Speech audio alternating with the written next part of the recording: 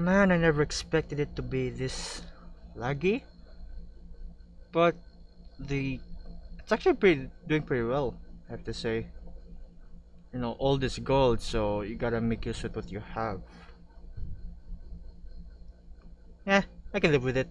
How's it going, guys? It's Shindoski. So yeah, I'm deciding to put my face in my videos so as to make it seem more lively, but I suppose that's the extent to it. I've only made up to 50 so far, and I thought that aside from PowerPoints, I might as well show my quote-unquote emotions, I guess, into this.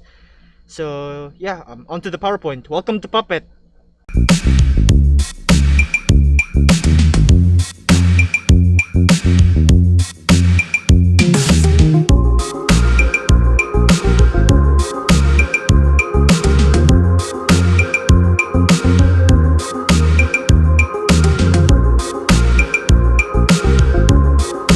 Zombieland Saga 2 or Zombieland Saga Revenge rather just ended, and I have to say that I am very much satisfied with the way that it ended. The whole, not the conclusion is not really. I mean, the mystery of the story has not been solved yet, but I'd still give it a really good rating because just how hype that the last episode was in the Revenge.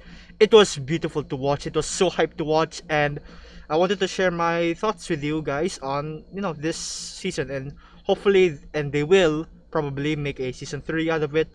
Mappa has done such a good job on this, and my take on it, we'll see. Right. So, for those of you who don't know, Zombieland Saga Revenge is the second season to the first movie of the first anime of Zombieland Saga. So it was released back in 2018, and to be honest, when I first heard of this series, being that it is identified as an idol anime, I never really looked into it that much, or rather, I haven't looked at its direction because when I think of idol anime, I always think of Love Live, which I find to be pretty interesting. But when I was finally pushed to watch this series, damn, it's good, right? Okay, now in the first season, we are opened up, we are introduced to this character Sakura Minamoto, who got isekai, or he got hit by Chuck-kun, if you guys know, and essentially she turned into a zombie by this unknown legendary producer Kotaro, who also happens to gather a bunch of other popular idols, or popular women or girls, fitting idols in the music genre from different eras in Japan, right? Now you have this whole dynamic where it's like it seems odd, right? Because there's the supernatural element placed into it, and usually in a lot of idol animes, you would it would be down to earth, right? It would be something that is right up your alley, as something that is normally normal, slice of life type of deal. A bit of comedy here and there, go for it. And what they have done with Love Life, I thought that it was pretty good. The songs are amazing, the characters are amazing, and the way the anime progresses through it I find it to be beautiful as well. I even cried in the bits where the dramatic parts of it really came out, and it really got me invested more into the characters, and especially that time in our life when we go to high school, because there are times when you have to say goodbye, you have to move on, and it really hurts me deep inside. And Love Life has done such a good job with that. Why did it end on season 2? I don't know, but they made the Aquars, and even this recently they have another Love Live not spin-off, but an alternative Love Live. But the premise is still the same, though. The songs are different, the characters are different. We'll see if they're good or not, but nevertheless, it's really your choice. It's up to you to decide what Love Live fanatic are you going to, or if you like one of them, or if you like all of them. I don't know, who cares. But the way that I wanted to address this particular series, Zombieland Saga, is that the supernatural element, like I've said, is placed into there. Now, I think I've remembered this one anime, Lapis Relights. Was that an idol anime, if I remember correctly? Because I'm sure that had a element of magic to it as well. But for Zombieland Saga, supernatural element, it stays supernatural in a way that there is kind of non or impossible feats that you can find in the story mingled or merged with real life. So it's really, just imagine this whole anime without the fact that they're zombies.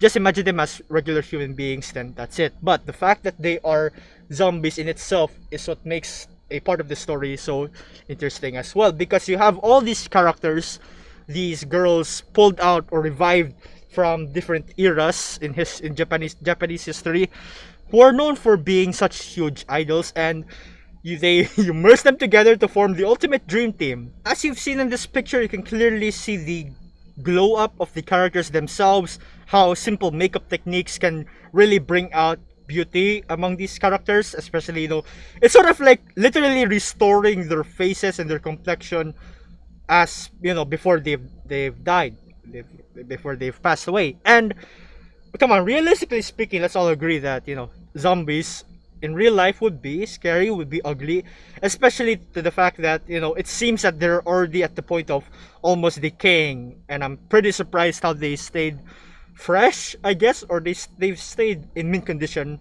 or in sturdy condition for so long. And it's really the makeup can only do so little in, covering the fact that they're zombies, but it's still done in a pretty good way. Kotaro is a really good makeup artist. I bet he worked as one before. Anyway, another fact that I wanted to point out here is I remembered a specific scene in the Revenge season where a huge spoiler, they were exposed for a bit. Their makeup came off, and they were exposed to the little children, and they were zombies. But to my surprise, the children were actually not surprised. Well, I guess I anticipated that they wouldn't be, but anyway, yeah, it still came as a shock because I would have thought that they would freak out. They were exposed in season 1. They were seen a few times as zombies by that policeman, and as an adult he freaked out, which is the normal, correct reaction. But come to look at the kids, I have no idea if it's whether their minds are still figuring out, or they're not really sure of what to expect from a zombie, but they still see them as them, or as the member as they are. Now, going back, the way that the first season ended, Zombieland Saga, how it ended was pretty amazing in itself, because you have this whole journey of how these characters evolve, or how they grow up as a person, and how they adapt to the modern environment, and especially to the modern entertainment industry. Because idols, I'm not so sure if, of course they're still relevant today. I've known, or I've seen a lot of idol groups happening, even say in a lot of countries, bands, they flourish well. But my take on Zombieland Saga is that the way that they execute on how this really unknown idol group suddenly turned into a really huge deal up in Saga, right? Right. And I have to also say that the villain, rather, of the first season is really a type of man versus self type of deal, wherein you would find that that conflict within yourself as to, like, I can do this, I can do that, I'm gonna give up, all that stuff. And what makes it beautiful is that as a group you have to work together, and you are also treated as a family, which is nice, which is sweet. And a lot of other idol animes do that as well. It's really about the bonds formed as they play together, as they sing together, and as they dance together. It is beautiful to watch. It's like a slice of life, which could be a slice of life wherein you, as a person, as the character, you learn to get along with each other, you learn to get along with people, and most of all, you learn how to find yourself. And this is exactly what I've seen in Zombieland Saga, wherein, you know, you literally glow up, you find your wings, and it is beautiful to watch. Why? Because the performances you do with one another are amazing. It's beautiful. You connect with each other, you communicate with each other better, and you bond with other people better by doing stuff together, you know. And I have to also comment on the characters themselves.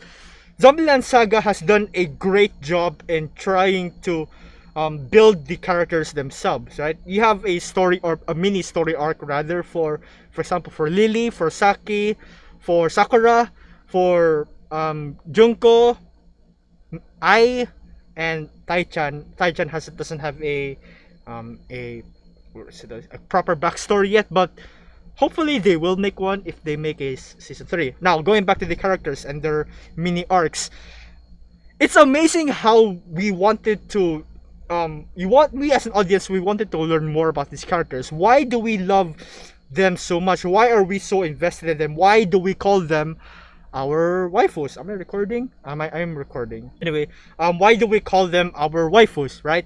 It is because of how the anime actually the anime introduces us to them in a way that we are put in a perspective where they are placed from, or they are setted, or they are in a setting similar to what has happened in the past, you know.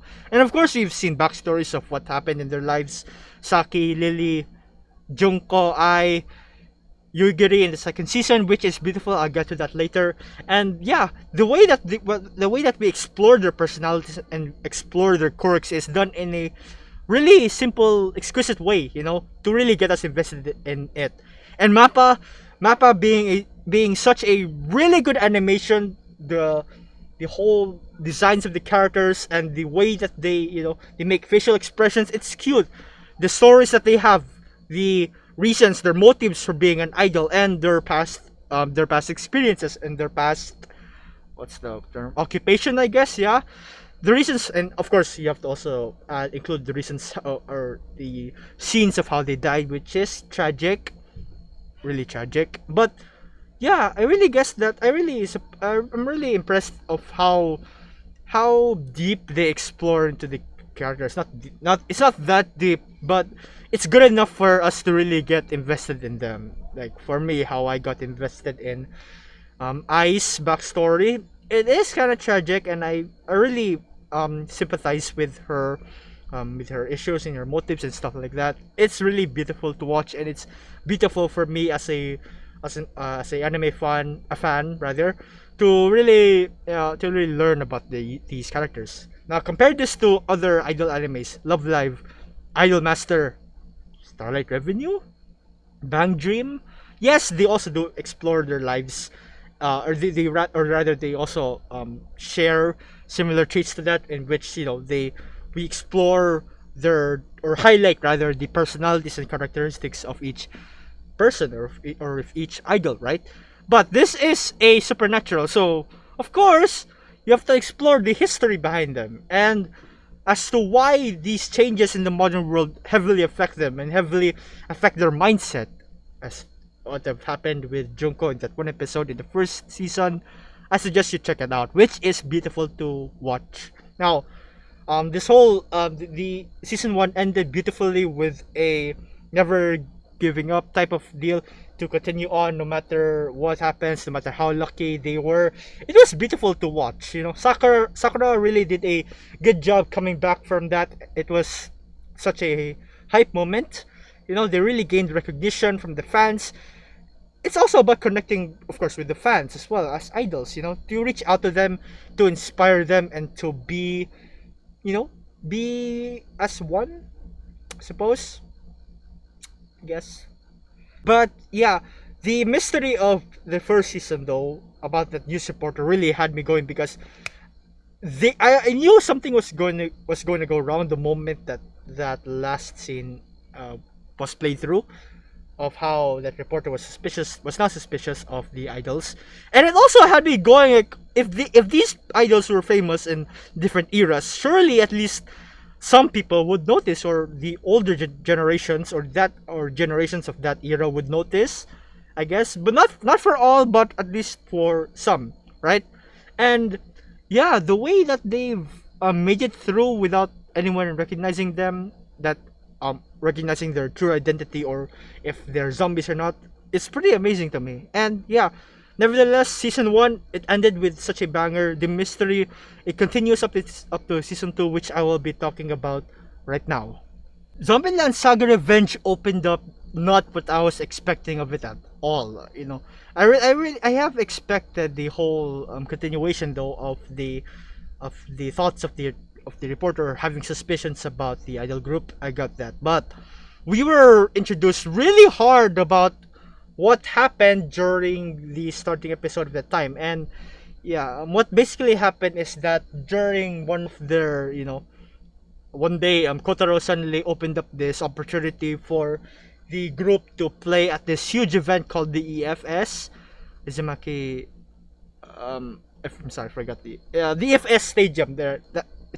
It's basically like this really huge stadium, right? And popular idols go there to perform, and it houses a lot of audiences, it houses a lot of guests, fans. It's a huge deal. But to my surprise, it was a failure, because apparently what happened is that very few people came, and it was embarrassing. It was so embarrassing for them that they had to go on hiatus and take on different jobs to pay the debt of renting that place. Kotaro went crazy. Kotaro went crazy. The girls are working their jobs, and yeah, it's this whole trying to build your career back from scratch type of deal, and nothing wrong with that, right? And yeah, do you really have to deal with Kotaro being really fast or pushy at this moment? Because there is a clear reason for that, and if you've watched the anime, you'll see the reason why. Now, as you can see in the PowerPoint, you can see Yugiri's face. It's kind of, yeah. The reason why I pointed her out is that her arc, or her story arc rather, or the episodes where we get to learn her side of the story, how she died, what did she do before she died. It is one of the key points that I wanted to address also, that I found which I find Zombieland Saga to be a really interesting series all in all, right? Now, from the name itself, Zombieland Saga, you would think that it's a saga, what's that, a noun, I guess? Oh no, it is a noun. Verb, adjective, like saga story, that type of deal. Zombieland Saga, right? Hence the name Zombie Land Saga. Kotaro will explain it anyway. But the point is that the setting of the story is located in Saga, and from what I can tell, this whole anime series is basically just a whole tourist guide, or a advertisement, or a way to promote Saga's prefecture, and it has done a good job in doing so, right? Now, from what I can see here, right? Okay, so this is Saga, all right. Saga's one of Japan's prefectures located right in Kyushu Island. So, right, and remember the first season where like Kotaro was basically bragging about how much he knows Saga because he's a Saga fanatic. Then I asked him a question about what the population of the prefecture was, and did some research on that. The population led up to 809,000 as of August 2020. That's just the rough estimate according to Wikipedia. And to note that even Kotaro in the anime mentioned or he censored out the use of Wikipedia, but it's still there. And I've done similar researches from other websites, and I found that let's see, rough estimate as of 2020. And now in episode 8 or episode 7, is it 7 or 8? We were introduced to the story, finally starting the story of Yugiri, who she is, what she did, and how she died, and more importantly, the whole debate, or the whole mystery behind Saga. Why Saga was was erased off the map, quote unquote erased off the map back then, or why it was, it was really diminishing in its population, or its whole identity has been completely removed or changed. Right now, to have some context, this is taken from the narrations of the ending scene where Yurigiri was killed. And yeah, it says here, and I quote, on May 9th, Meiji 16, Saga Prefecture separated from the Nagasaki Prefecture as a petition result. On August 4, military criminal code was established. Unilateral execution by the military is prohibited. On August 13th, the Saga Prefecture conference was held. Now, this was at the last scene to explain the ending of Saga, what really what had happened to it, right? And yeah, according to this, apparently there was a lot of strife between the whole government, and it can be explained through these quotations from the first part of the story of Yugiri's story, right?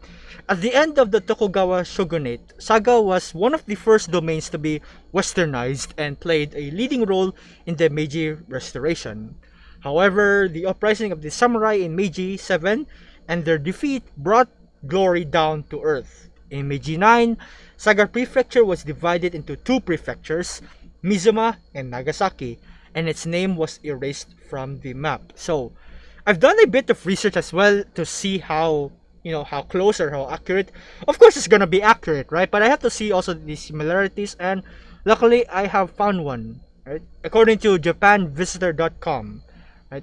And yeah, it's because it started from this Saga Rebellion of 1874, which the revolt was, and I quote, the revolt was intrinsically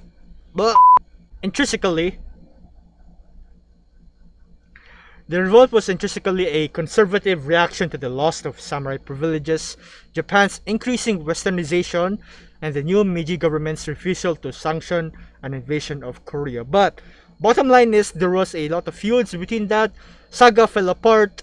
It's been changed, or the whole area has been changed, I guess, into as what was stated.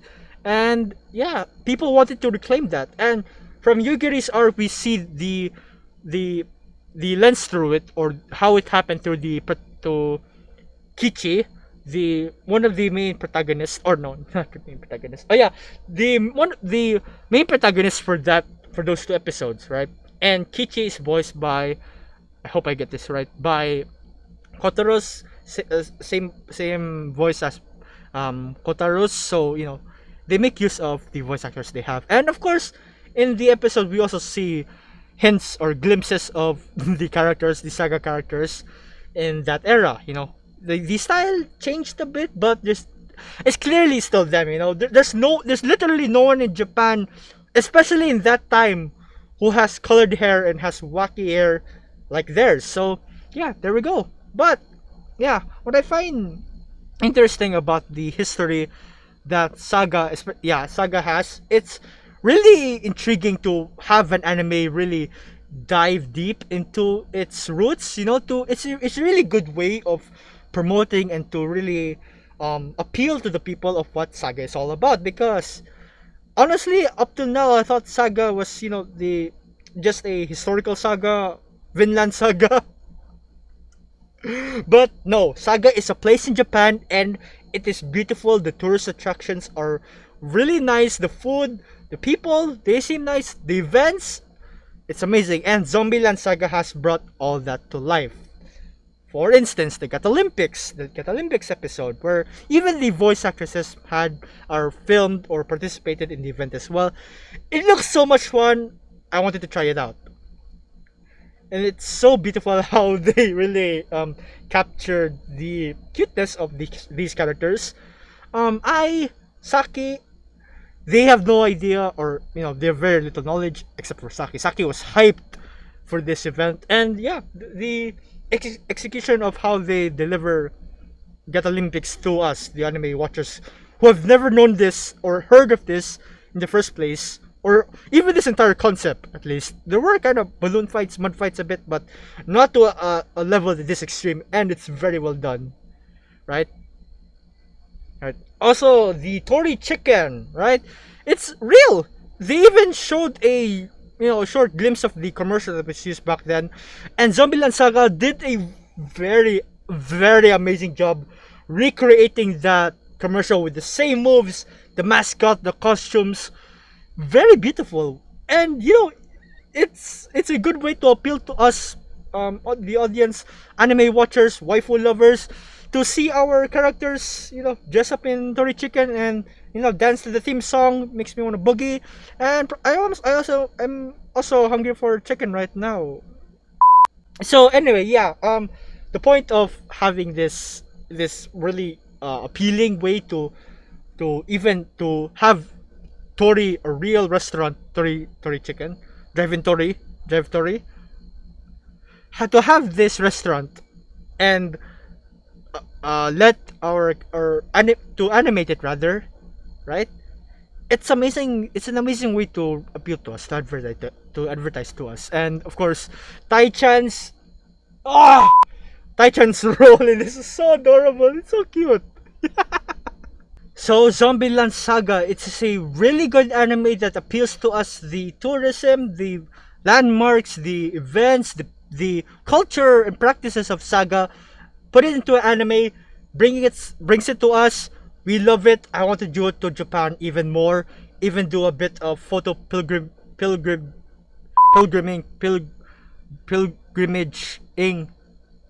English. Yeah, but the point is that Zombieland Saga is such an amazing show. I really loved it. The way that they bring this to life, they animate it.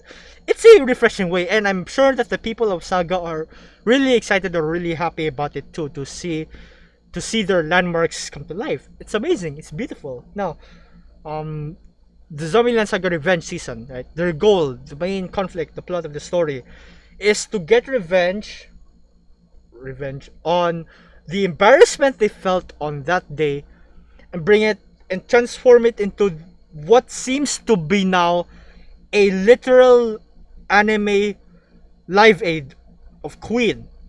Yeah. Yeah, to get a bit into the story, to spoil a bit, the reason why this is complete spoilers, by the way, spoiler warning. The reason why Kotaro wanted to rush this big concert in the first place, and he didn't even advertise it properly back then, which is why very few people came. The reason why he rushed it is because he foresaw a prophecy, there was a prophecy that Saga would really disappear from the map, I guess, or to really disappear from Japan. And we can see it happening through this part of the part of the anime series, really like a Japan Sings episode, or no, not episode, a Japan Sings concept, right? And yeah, what happened is that the disaster struck. There was floods. Their house got destroyed, and they all evacuated to to the malls and stuff like that. And they still they have troubles keeping their appearances, their makeup as well, which is why, as I've said before, they were exposed a bit. But yeah, I'll leave it to you. But what I want to get into is this very concert itself, the revenge concert that they held right back at EFS, a charity concert for the Saga Prefecture. A charity concert made to help supply relief goods, to cheer the people up, to cheer the people of Saga up. And it's beautiful the way they do it. I can't really explain it into words, but the simplest way I can put it is really, it's like I said, a anime version of Live Aid, the Queen Live Aid. It's beautiful to watch. You have these different idol groups who are these famous idol groups, famous actors, different sponsors from Saga, from local Saga companies, and even support from other countries and other parts of Japan to come here and help with Saga, to cheer them up, it became a huge trend in the internet according to them. It's beautiful that the way they executed it, you know. And yeah, this is really Saga. This is a revival of not only, of course, not only Saga, but this, I would argue, is the revival of idol anime. Now, why I say it is a revival of idol anime? Because this whole journey that they've built up through, from being from being a nobody, performing in simple gigs in pubs, gaining very few or having very few attention, and slowly making their way up to the world of social media, to the entertainment industry, television, radio, and the like. Their whole struggles, their whole journey between what they face as an idol group and what they face with each other. Of course, we find those similar aspects in a lot of idol animes, but what strikes me as interesting as what Zombieland Saga did is that, aside from, of course, with a merge of advertising or promoting or highlighting the attractions and the beauty of Saga, what they also highlighted is the beauty of what truly means, or what it truly means to be an idol. I'm mixing my sentences up here, damn. But so much brain thoughts. Great songs, great music, great choreography, great costumes, great dancers, great idols. All of these we see in a lot of idol animes there. But Zombieland Saga, what I find most encapsulating about this is the way that they interact, they communicate with their audience, the people around them, right?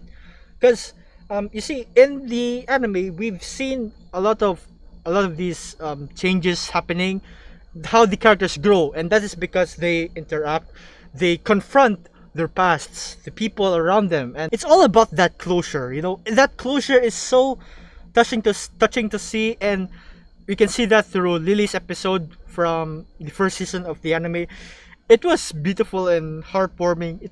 The way that it works is that you've made this idol really reach out to someone, to the fans, and it's beautiful that the way their influence and their willpower, their whole approach to you, the whole appeal to you, is really what makes you someone as a true fan, to really be captivated and to really find peace and closure to your own self, right, between you. Because this whole communication process is not linear, it is interactive communication. There we go, that's it, still remembered. This whole interactive communication is beautiful to watch, because from there rather, you get to expand to greater heights, you get to build up more relationships with each other, and in the end, they're there to support you, they are there to help you with whatever you need, and it's such a beautiful thing to watch.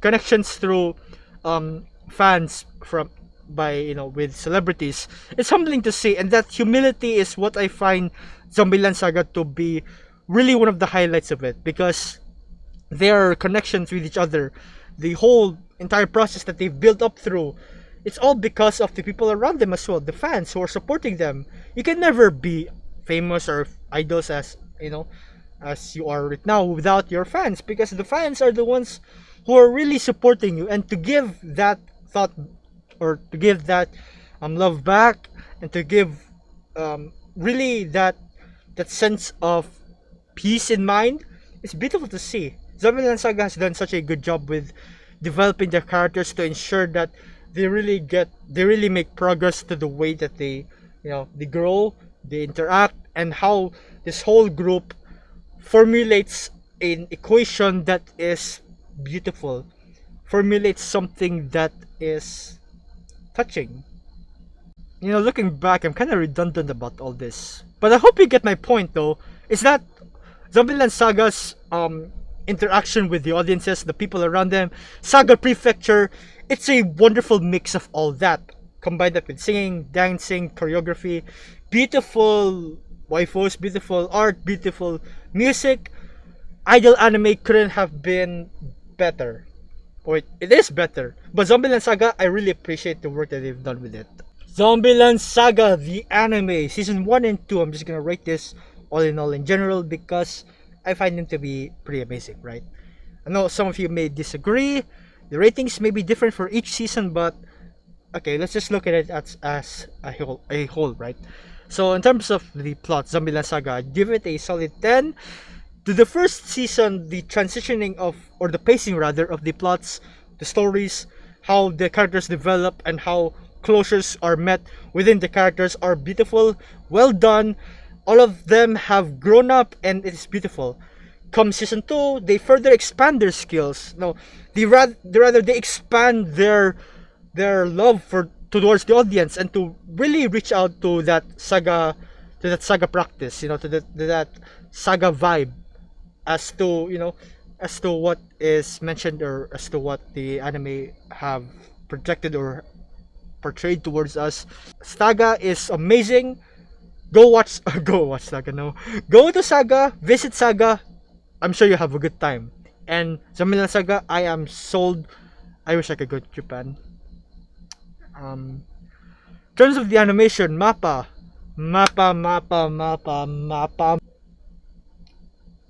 has done a good job on this. The emoji, or the chibi forms rather, the emotions that they make, the reactions that the characters have, it's beautiful to watch, it's beautiful to look at. And yes, there may be a bit of CGI. A lot of idol anime have CGI to really get the movements of the choreography, the dance moves really legit and going. I really don't care if there's CGI. It's beautiful, it's still beautiful. And yeah, that's idol anime for you. And in terms of the songs, they are so lit. Mizami Returner electric version, I found that to be really striking to me, as when it returned from the second season, as something that's really impactful towards the relationship between Junko and how they confront each other and all that. Am I sensing a bit of purification in this? I don't know, but nevertheless, it's beautiful. The songs are hype. 10 out of 10. The character delivery is a 10 out of 10. The way that we get to learn about these characters, the way it tries to invest us as the audience to love these characters, it's beautiful. They are top tier waifu material, no questions asked. Mizuno Ai is my waifu. She is a amazing character, and to see proof, I've actually played they've made a collab, Zombieland Saga. I was so happy when this came out. Zombieland Saga had a collab with a gacha game that I'm playing, Illusion Connect. Their collab just ended, but I'll leave the links to the description of the videos, the 3 character videos that were released. They had Sakura, Ai, and Junko playable characters in the game. I suggest you check them out. And also, if you want to try Illusion Connect out, it's a pretty good game. I like it. I enjoy it very much. Yeah, but going back to the character delivery, I really feel that sense of realism towards the characters, because Saga, the word as they also try to appeal to the saga tourism and stuff like that. It's also a really nice way to use that against delivering not against towards giving us a good idea of what these characters, or what our waifus are capable of, and what they feel like to us. I know it doesn't really make sense, but if you watch the anime, and of course if you would watch a lot of animes, you would see, or you would find rather, you would feel how these characters can come to life. And mind you, it's an anime. It's a beautiful way to put it. And last but not the least, we of course have Tai-chan. 10 out of 10. She is probably the strongest, greatest idol in Franchouchou. Wait, I forgot to mention it, right? Oh my gosh, I forgot to mention it. The name of the idol group is Franchouchou, but if you've already watched the anime, there you go. Sorry for mentioning it. Alright, Tai-chan, the legendary legend, the mythic, the legend. Tai-chan is just great. So my overall judgment for Zombieland Saga. Now, a bit to close this up a bit, yes. Yeah, there were times I've been a bit redundant. Come on, let's Not gonna lie, I was really excited to actually talk about this, and that Freddie Mercury Live Aid Queen reference from the last episode of the Revenge season is so beautiful to watch. It was so hyped to watch. I cried a bit to see how much their journey has progressed to, and a lot of people came to see. It's just a beautiful way how idols can, what idols can do, and it's through this very moment in the anime where we can truly say that this is how idol anime should be, because of idol's interaction with the audiences. It it snowballs effects into something that is greater, something that is pleasing, and something that can be unbreakable, a bond that is unbreakable. It's beautiful to watch. I really I suggest you to watch Zombieland Saga and see. Want to know your thoughts too about idol anime, this idol anime, and couple of like. Now, of course, I love Love Live. Love Live School Idol Project. It's such a banger of a show. I also just watched it. I cried a bit. The drama was nice, but Zombieland Saga, the way that they deliver idol groups to anime, it's majestic. Now, my overall judgment to Zombieland Saga. Idol anime is very much relevant. Still very much relevant to this. And I feel like with the progress that they're doing, or the way that they wanted to adapt, or they wanted to create a lot of music anime, idol anime, with a lot of dancing, singing, choreography and stuff like that, I really do believe that connection is important. Connection, and with not only towards the group of the members of the cast, of the characters themselves, but towards the people as well, because that really is what an artist, or what a really influential person should appeal to, is that we have to help with another. We have to connect with each other because communication is important. And yeah, I guess I pretty much covered it in the whole series. So yeah, those are my thoughts on Zombieland Saga Revenge and Zombieland Saga as a whole. I think it's a really good concept to anime, especially towards bringing the idol anime genre, or the music genre, into a whole nother level. As I've said before, it's done an amazing job, and this should be how idol anime should go, or should act as. And yeah, I really think it's a beautiful way to interpret it.